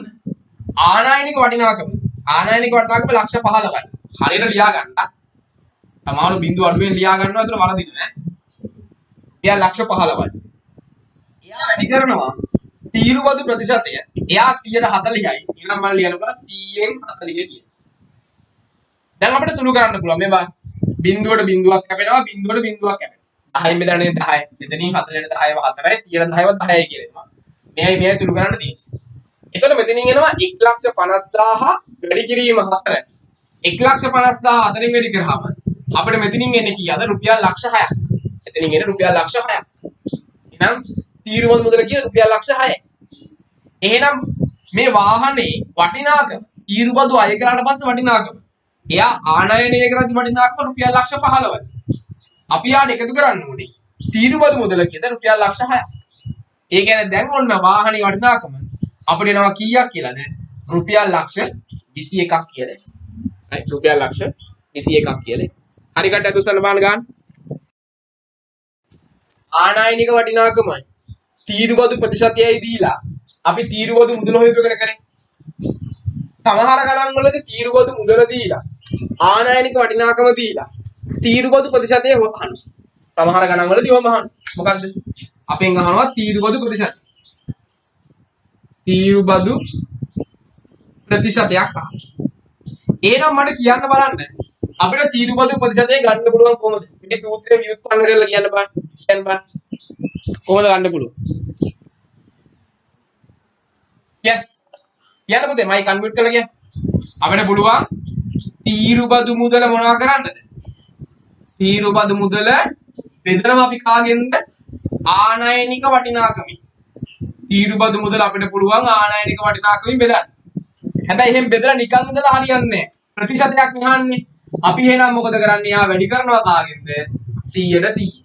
ඔන්න තීරුබදු ප්‍රතිශතයක් ඇහුවොත් අපිට ගාන හදන්න වෙන්නේ. සමහර ගණන් වලදී අපෙන් අහන්න පුළුවන් තීරුබදු මුදල දීලා තීරුබදු ප්‍රතිශතය දීලා ආනයනික වටිනාකම අහන්න පුළුවන්. සමහර ගණන් වලදී ආනයනික වටිනාකම අහන්න පුළුවන්. එතකොට ඒ වගේ ගානකදී අපි ආනයනික වටිනාකම හොයන්න කොහොමද එනවා? තීරුබදු මුදල අපි බෙදනවා කාගෙන්ද? තීරුබදු ප්‍රතිශතය. අපිට පුළුවන් තීරුබදු මුදල බෙදන්න කාගෙන්ද? තීරුබදු ප්‍රතිශතය. මොන්න අපිට හම්බෙන අනිත් තීර දෙක ගණන් හදන්න. කියන්නේ මෙයාගෙන් තමයි මේ දෙන්නව හදාගන්න තියෙන්නේ. රයිට්? හරි. ඒ දෙන්නව දාගන්න. මේ දෙන්නව දාගන්න තීර දෙක.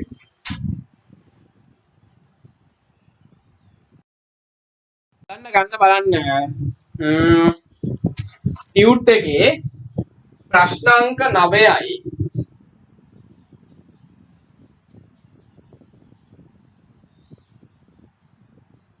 ප්‍රශ්නාංක 9යි ඊළඟට ප්‍රශ්නාංක 11යි ප්‍රශ්නාංක 9 ප්‍රශ්නාංක 11 ප්‍රශ්නාංක 12 ඊට පස්සේ ප්‍රශ්නාංක 10යි චුට්ටක් හිතලා හදන්න. ප්‍රශ්නාංක 10 හොඳට හිතන්න ඕනේ.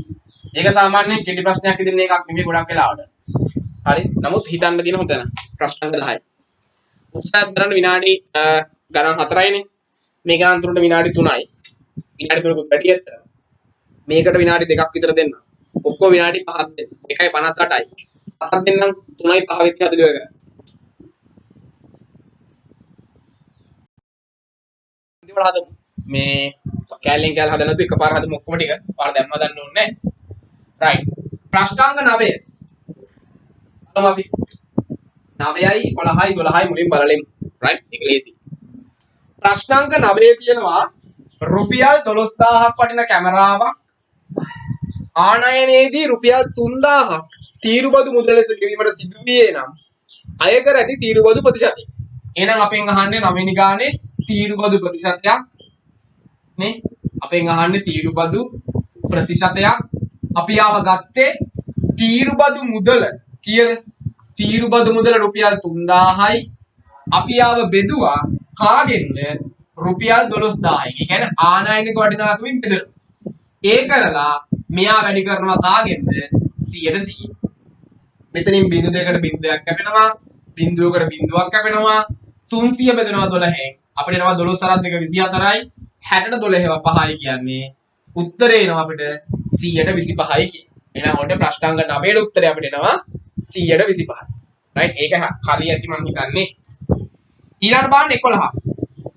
11 වෙනි එක්කෙනාගේ කියනවා රුපියල් 5000ක් වටිනා නිවියඳුන් තොගයක් අපනයනය කිරීමේදී 112ක තීරුබදු ප්‍රතිශතයක් අය කරයි නම් තීරුබදු ගෙවීමෙන් පසු ඇඳුම් තොගේ වටිනාකම අහන්න. එහෙනම් අපිට පුළුවන් මුලින්ම තීරු බදු මුදල හොයන්න. බලන්න අපිට මුලින්ම පුළුවන් තීරු බද්ද හොයන්න. මම මේ කරන්නේ තව ක්‍රමයකට කියලා දෙන්නම්. ඊට පස්සේ තීරු බද්ද අපිට ගන්න පුළුවන් කොහමද? ආනයනික වටිනාකම රුපියල් 50000යි. එහෙනම් 50000 වැඩි කරනවා අපි කාගෙන්ද? තීරු බදු ප්‍රතිශතයේ 112යි. එතකොට මෙතනින් බිංදුවකට බිංදු දෙකක් කැපෙනවා. මෙතනින් එනවා උත්තරයක් කීයයි කියලාද? රුපියල් 6000ක් කියනවා තීරු බද්ද. හැබැයි අපෙන් අහන්නේ තීරු බදු ගෙවීමෙන් පසු වටිනාකම. එතකොට අපිට ගන්න පුළුවන් මේ බාන. අපෙන් අහන්නේ තීරු බදු ගෙවූ පසු වටිනාකම. තීරු බදු ගෙවූ පසු වටිනාකම තමයි අපෙන් අහන්නේ. එහෙනම් අපි කලේ ආනයනික වටිනාකම තිබ්බනේ 50000. ඒ 50000ට මේ 6000 මොකද කරේ? එකතු කරා. ඒකට අපිට උත්තරයක් එනවා කීයයි කියලාද? රුපියල් 56000යි කියලා. ඔහොමනේ පුතේ ගත්තේ. දැන් මේක යම් කෙනෙක්ට ටිකක් හිතලා හදන්න පුළුවන් වෙනස් ක්‍රමයකට. ඒ කිව්වේ දැන් අපිට කියනවා 112ක තීරු බද්දක් අය කරනවානේ. හරි. දැන් අපෙන් අහන්නේ ගාන එකපාර හදන්න පුළුවන් ක්‍රේට් එකක් මෙහි පෙන්නන්නේ. තීරු බදු ගෙවූ පසු වටිනාකම. හරි. අපි එකපාර ගන්න යන්නේ. දැන් ඕගොල්ලෝ දන්නවා 112ක් තමයි තීරු බද්ද.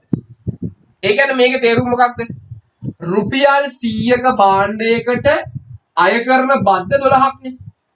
රුපියල් 100ක් නම් භාණ්ඩ වටිනාකම අය කරන බද්ද රුපියල් 12යි.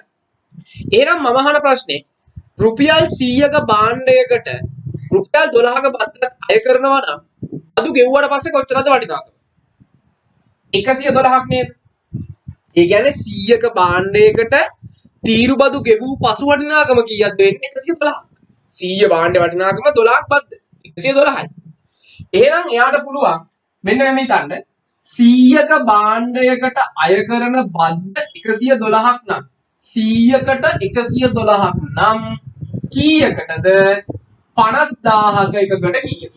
මේ 100කට 112ක් නම් 50000කට කීයද? අච්චරට මෙච්චර නම් මෙච්චරකට කොච්චරද කියලා. එහෙනම් මෙයා සුළු කරන්න පුළුවන්. බිංදු දෙකට බිංදු එකක් කැපෙනවා.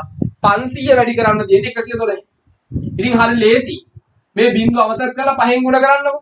5 රම් දෙක 10න් බිංදුවයි එකක් ඉතුරුයි. 5 රක් එක 5යි එකයි 6යි. 5 රක් එක 5යි. අර අමතක කරපු බිංදු දෙක දාන්න ළඟට අපිට ලස්සනට එකපාර උත්තරයක් ගන්න පුළුවන් කීයයි කියලාද?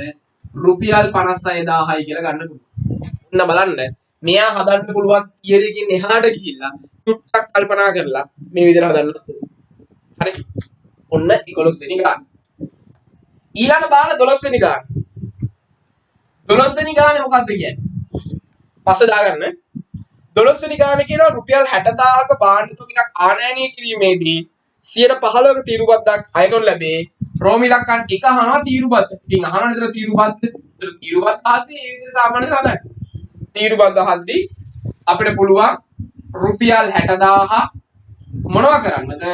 ಗುಣ කරන්න පුළුවන් කාගෙන්ද? 100න් 15 කියන එක්කෙනා. බිංදු දෙකට බිංදු දෙකක් කැපෙනවා. මෙතනින් එන උත්තරේ කීයයිද? රුපියල් 9000ක් කියනවා තීරු බද්ද. ඔන්න තීරු බද්ද රුපියල් 9000යි. ඊළඟට අපිට පුළුවන් රෝම ඉලක්කම් දෙක අපෙන් අහනවා තීරු බදු අය කළ පසු වටිනාකම. එහෙනම් මොකද කරන්න තියෙන්නේ? ආයි මෙහෙම කරන්න ඕනේ නැහැ. අපි දන්නවා මේ භාණ්ඩවල ආනයනික වටිනාකම 60000යි. එයාට අපි එකතු කරනවා කාවද? 9000. එහෙනම් අපිට උත්තරයක් එනවා කීයයි කියලාද? රුපියල් 69000යි කියලා. එහෙනම් තීරු බදු අය කළාට පස්සේ වටිනාකම අපිට එනවා රුපියල් 69000. right? ඒතර මේ තියෙන්නේ 11 වෙනි ගාන හදන්න පළවෙනි ක්‍රමය. මෙන්න තියෙනවා 11 වෙනි ගාන හදන්න දෙවන ක්‍රමය. right? අත උස්සන්න බලන්න තුනම හරි එකම අහන්න. 10 ඔයහට පුතේ ලස්සනට යන්න පුළුවන් අර මම උගන්වපු තියරි දෙක. මොකද්ද මම උගන්වපු තියරි දෙක? මම ඔයාලට මුලින්ම ඉගන්නුවා තීරු බදු මුදල. තීරු බදු මුදල කොහොමද ගන්නවා කිව්වේ? තීරු බදු මුදල ගන්න පුළුවන් කිව්වා ආනයනික වටිනාකම වැඩි කිරීම තීරු බදු ප්‍රතිශතය. ඔන්න ඔය තියරි එකයි. ඊට පස්සේ අපි කිව්වා තීරු බදු අය කළ පසු වටිනාකම. තීරු බදු අය කළ පසු වටිනාකම. එයාව ගන්න පුළුවන් කිව්ව කොහොමද? ආනයනික වටිනාකම එකතු කිරීම තීරුබදු මුදල්. ඔන්නෝම තියරි එකක් ඉගෙනුවානේ. දැන් බලන්න මේ ගානේ අපිට මොකද්ද දෙන්නේ? තීරෝධනක වර්ගයක් ආනයනයේදී තීරුබදු ප්‍රතිශතයක් දෙනවා. මේක මෙයාව දීලා තියෙනවා. තීරුබදු ප්‍රතිශතය දීලා තියෙනවා බලන්න. ඊට පස්සේ අපිට කියනවා තීරුබදු ගෙවුවට පස්සේ වටිනාකම දීලා තියෙනවා. අපෙන් අහන්නේ තීරුබදු ගෙවීමට පෙර වටිනාකම. ඒ කියන්නේ අපෙන් අහන්නේ ආනයනික වටිනාකම. මෙන්න මෙයාව අහන්නේ. එයාවනේ අහන්නේ. හොඳට බලන්න දැන්. දැන් අපිට මේ තියරියකින් යන්නත් බෑ. ඇයි ඒ? අපි මෙයාව දන්නෙත් නෑනේ. දැන් මෙයාව අපි හොයනවා නම් දැන් අපි අහන් ඉන්නකොට සමීකරණයක දැන් මොකක් හරි එක්කෙනෙක්ව හොයනවා නම් අනිත් කට්ටිය ඔක්කොම දැනන් ඉන්නවා. දැන් මෙයාට දාව හයන්නත් බෑ. මෙයාව දන්නෙත් නෑ. මෙයාව දන්නෙත් නෑ. මෙයාව තමයි යහන්නේ. මෙයාව දන්නෙත් නෑ. මෙයාට දාන්නත් බෑ. මෙයාව දන්නෙත් නෑ. එහෙනම් අපි කොහොමද මේකට යන්නේ? මම මෙතනදී උපකල්පනයක් කරනවා මෙන්න මෙහෙම බලන්න. මම ගන්නවා ආනයනික වටිනාකම සිම්පල් xi ගනිමු කියලාම ගන්න. ඔයාලට මතක ඇතිලා අපි 9 වසරේදී ප්‍රතිශත පාඩමේදී කරගත්ත එකේදී අර අපි කතා කරානේ සුළු පොලිය ගණන් කතා කරා. ඊට පස්සේ මොනවද කතා කරා? තව ලාභාංශ කතා කරා නේද? කොමිස් කතා කරා, වට්ටම් කතා කරා. අන්නේ ගණන් වලදී මම මේක හදලා තියෙනවා. මේ වගේ එකක් බලන්න. මම ගත්ත ආනයනික වටිනාකම x කියලා. මම ආනයනික වටිනාකම ගන්නවා x කියලා. එහෙනම් මට කියන්න තීරුබදු මුදල එන්නේ කොහොමද? මෙයාව ගන්න කොහොමද? තීරුබදු මුදල ගන්න පුළුවන් කොහොමද? ආනයනික වටිනාකම මම ගත්තේ x කියලා. බලන්න. ආනයනික වටිනාකම x. එයා ගුණ කරනවා තීරුබදු ප්‍රතිශතය කීයක් කියනවද? 150යි. එයා ලියන්න පුළුවන් 100න් 50යි කියලා. දැන් මෙයා සුළු කරාම කවුද? මෙයාට නම් සරල කරන්න පුළුවන්. මම සරල කරන්න යන්න දු නිකම්ම ලියලා යන්න. මට මෙතනින් එනවා 50යි x බෙදීම කීයක් කියලා? 100ක්. ඒ කියන්නේ x 50න් ගුණ කරන්න ඕනේ. අපි දන්නවා පූර්ණ සංඛ්‍යාවක් භාග සංඛ්‍යාවක් එක ගුණ කරනකොට මේ පූර්ණ සංඛ්‍යාවයි භාග සංඛ්‍යාවේ ලවයයි ගුණ වෙන්නේ. එහෙනම් මෙතනින් එනවා 50යි x බෙදීම 100යි. යම් කෙනෙක්ට මේක සුළු කරාම x බෙදීම 2යි කියලා ගන්නත් පුළුවන්. කිසිම ගැටලුවක් නැහැ. එහෙම අපි ඕන්න අරන් යන්න. අපිට ලේසි ඒතර වැඩි. රයිට්? මෙතන දැන් තියෙන්නේ 100න් 50නේ. එයාට පේනවා මෙතනින් සුළු කරාම එන්නේ මෙහෙම. 50ට 50 ඒවා 1යි 100ට 50 ඒවා 2යි. එහෙනම් x එකෙන් ගුණ කරාම එනවා x යටින් එනවා 2ක්. ඒ කියන්නේ තීරුබදු මුදල කොච්චරද? තීරුබදු මුදල x බෙදීම 2ක්. ඔන්න අපි එහෙනම් එයාව හොයාගත්තා. දැන් අපි මෙතනට යනවා. ආනයනික වටිනාකම කවුද? ආනයනික වටිනාකම x. එයාට එකතු කරනවා තීරුබදු මුදල කවුද? මේ දින තීරුබදු මුදල අපි හොයාගත්තා. x බෙදීම 2යි. තීරුබදු මුදල x බෙදීම 2යි. තීරුබදු අය කළ පසු වටිනාකම අපිට දෙනවා ගානේ කීයයි කියලාද? 4,50,000යි කියලා දෙන්න. ඔන්න ඔහම දෙන්න. දැන් ඉතින් මෙයා සුළු කරලා x ට උත්තරයක් ගන්නයි තියෙන්නේ. දැන් මෙතන සුළු කරනවා. මෙතන අපිට සිද්ධ වෙනවා පොදු හරයක් ගන්න. දෙක ගන්න වෙනවනේ. මෙතන හරේ හිටි 1. 1 කියන එකේනා 2 උනේ 2කින් ගුණ කරලා. එහෙනම් අපි ඉරෙන් උඩත් 2කින් ගුණ කරනවා. එතනින් අපිට එනවා 2x. එකතු කිරීම මෙතනින් ඉන්නවා x. එයා සමානයි 4,50,000යි. ඒ කියන්නේ මෙයා මෙතනින් එන්නේ 4,50,000 සමානයි 2xy xy එකතු කරාම එන්නේ 3x බෙදීම 2ක් කියලා. දැන් අපි ආනයනික වටිනාකම තමයි හොයන්න ඕනේ. x ට උත්තරයක් ගන්න ඕනේ. එහෙනම් මෙතන 2කින් බෙදිලා කියනවානේ. මං එහෙනම් දෙපැත්තම 2කින් වැඩි කර. එතකොට මෙතනින් 2ට 2 කැපිලා 3x සමානයි අපිට එනවා 2 වැඩි කිරීම 4,50,000යි. කැමති නම් ගුණ කරලා උත්තරයක් ගන්නම කුඩ කරන්න කියන්නේ. දැන් x ට උත්තරයක් ගන්න මෙතන තියෙන ගුණ කිරීම මම මෙයාව 3ෙන් බෙදෙනවා. එහෙනම් මට මෙයාවත් බෙදන්න වෙනවා 3ෙන්. 3ට 3 කැපෙනවා. මෙතනින් 3ට 3 ඒවා 1යි. මෙතනින් එනවා 1,50,000යි කියලා මෙයා කැපිලා කියනවා. එහෙනම් 1,50,000 දෙකෙන් ගුණ කරන්න තියෙන්නේ 1,50,000 දෙකෙන් ගුණ කරාම එන්නේ ලක්ෂ 3ක් කියලා. එහෙනම් අපිට x වලට උත්තරයක් ආවා කීයක්ද? ලක්ෂ 3ක්. ඔන්න එහෙනම් අපි x කියලා ගත්තේ කාවද? ආනයනික වටිනාකම. එහෙනම් අපිට ලියන්න පුළුවන් එම නිසා ආනයනික වටිනාකම කීයයිද? රුපියල් ලක්ෂ 3යි කියලා අපිට ලියන්න. එහෙනම් ඔන්න බලන්න මේ වගේ ගානකදී අපි මේ වගේ උපකල්පනයක් එක්ක අරන් ගිහිල්ලා ගාන හදන්න දෙන සමීකරණයක් ගොඩනගා ගන්න. ඒකට තව කෙටි ක්‍රමයකුත් තියෙනවා. රයිට්. ඒක හිතලා හදන කට්ටියට හදලා බලන්න කලින් එකේ පරස්පරයෙන් ගුණ කරලා මම ඒක කියන්න. රයිට්. ඔන්න ක්‍රමේ දාගන්න. මේක දාගන්න. මේවා හදලා තියෙනවා අපි මට්ටම් සහ කොමිස් ගණන් හදනකොට හදලා තියෙනවා. භාණ්ඩයකට අය කරන බද්ද රුපියල් 50යි. ඒ කියන්නේ රුපියල් 100ක භාණ්ඩයකට තීරු බදු ගෙවුවට පස්සේ වටිනාකම කීයද රුපියල් 150ක් වෙන්න බෑ.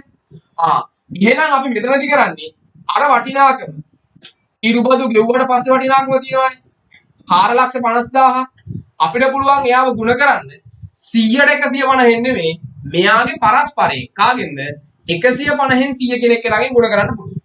එතකොට බිඳුවට බිඳුවක් කැපෙනවා 15 වරක් එක 15යි මෙතනින් 15 වරක් එනවා 30000යි 30000 10න් වැඩි කරාම අපිට උත්තරයක් එනවා ලස්සනට කීයයි කියලාද රුපියල් ලක්ෂ 3යි කියලා උත්තරේ. හරි. ආනයනික වටිනාකම අහන තැනකදී අර වටිනාකම තීරුබදු ගෙවුවට පස්සේ වටිනාකම අරගේ පරස්පරයෙන් ගුණ කරන්න තියෙනවා. තීරුබදු ගෙවුවට පස්සේ වටිනාකම අහන තැනකදී සාමාන්‍ය විදිහට ගුණ කරන්න තියෙනවා. රයිට්. මේක තමයි අනිත් විශේෂ ක්‍රමය මේක හදන්න තියෙන්නේ. රයිට්. ඉතින් ඔය ටික තමයි අපිට අද දවසට කරන්න තියෙන්නේ. අපි ලබන සතියේ ආදායම් බදු කියන එකයි වැට් බදු කියන එකයි සුළු පොලියයි කතා කරලා පසුව විභාගවලදී සාකච්ඡා කරමු. මම කොහොමද සිකුරාදාදී කොහොමද උත්සාහ කරනවා පේපරයක් දාන්න. පේපරේ දාලා ඒක සාකච්ඡා කරමු අපි YouTube හරහා. රයිට්. ඉතින් ওই ටික තමයි පුතේ අදට තියෙන්නේ. මම අදට පන්ති විතරේ නවත්තනවා. මම ඊළඟ කොටස කරන්න යන්නේ නැහැ. නෝට් කම්ප්ලීට් කරලා තියාගන්න. ගොඩ ගහ ගන්න එපා. පොත් බලන වෙලාවට නෝට් සම්පූර්ණලා තියෙනවනේ හැමෝගෙම. හදිස්සියවත් පන්තියට සහභාගී වෙන්න බැරි වුණත් රෙකෝඩින් ක්ලාස් වල සම්බන්ධ වෙලා හරි ඒවා බලලා සටහන් සම්පූර්ණ කරගන්න ඕනේ. ඒක යාළුවෙක්ගෙන් පොතක් ඉන්නලා ලියා ගන්න එපා. පැහැදිලි කරන ඒවා හොඳට අහගන්න. ඒ හින්දා අනිවාර්ය රෙකෝඩින් ක්ලාස් එක බලන්න. හරි. ඊ සතියේක දාලා තියෙන මට මේ ලින්ක් එක වන්න බැරුණා කරන්න. මම මේක ලින්ක් එක වන්න අවශ්‍ය කට්ටිය. හරි. අලුත් දරුවෝ කවුරුහරි කෙනෙක් ඉන්නවා නම් මීටින් එකේ සම්බන්ධ වෙන්න කැමති නම් නම්බර් එක තියෙනවා. ඔන්න මෙතන ලියන්න. මේ නම්බර් එකට WhatsApp message එකක් දාන්න පුළුවන්. දාලා නමයි ඉස්කෝලේ දැම්මොත් මම සම්බන්ධ කරන්න online paper class වලට. right? හරි. එහෙනම් පුතේ අදට ප්‍රමාණවත්. අපි ඊළඟ දවසේ හම්බෙමු. right? එහෙනම් හැමෝටම ආයිබෝවන්.